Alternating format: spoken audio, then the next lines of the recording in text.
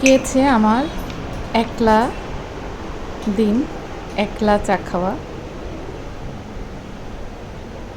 আসলে আপনার ভাইয়ার অফিস শুরু হয়ে গেছে, আর ছুটিতে সবচেয়ে মজা করি আসলে দুজন যখন একসাথে চা খাই। এই সময়টা খুব ভালো এনজয় করি আমরা। আর এই যে সারা বছর আমি এরকম একলাই চা খাই, খুব বোরিং লাগে, তো কিছু করার নেই। হ্যালো ভিউয়ার্স, আসসালামু আলাইকুম, সবাই কেমন আছেন? Welcome back to my channel.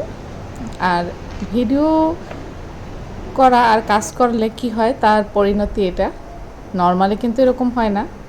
Video করতে করতে চা ঢালছিলাম, তাই এরকমটা হলো। তো চা নিয়ে একবার এদিক একবার ওদিক যাচ্ছি, যেহেতু একলা কোথায় খাবো বুঝতে পারতেছিলাম না। তারপর ভাবলাম থাক, ফ্যানের নিচে বসে ডাইনিং টেবিলেই খাই। বারান্দায় আর গেলাম না, কারণ প্রচুর গরম পড়ছে কয়েকদিন যাবৎ। এখানে বৃষ্টির, আমার বাসা এলাকায়, মানে আমি আমার যেখানে বাসা সেখানে খুব একটা বৃষ্টির আলামত দেখি না, জাস্ট মেঘলা করে, বাট বৃষ্টি হয় না। প্রচণ্ড গরম কয়েকদিন যাবৎ। তারপর সন্ধ্যার দিকে ওদের জন্য একটু কাবাবের আয়োজন করলাম। যেহেতু রাইত খাবে তো একটু ঝালটা কম দিয়েছিলাম, সাথে কয়েকটা কাঁচা পেঁয়াজ দিয়েছি যাতে একটু মুচমুচে হয়। তো পরবর্তীতে কিন্তু আমি আবার ঝাল অ্যাড করেছিলাম, কারণ আমরা একদম ঝাল, এত কম ঝালে খেয়ে অভ্যস্ত না। তো পরবর্তীতে আমি আবার একটু ঝাল দিয়েছিলাম,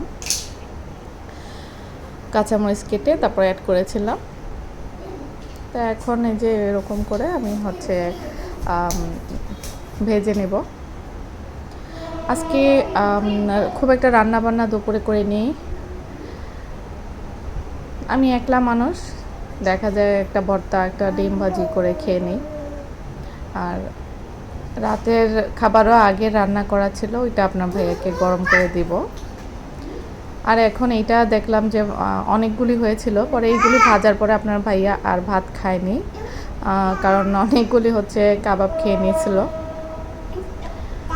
তো এই ছিল আমার আজকের ভিডিও। সবাই ভালো থাকুন, সুস্থ থাকুন, আল্লাহ হাফেজ।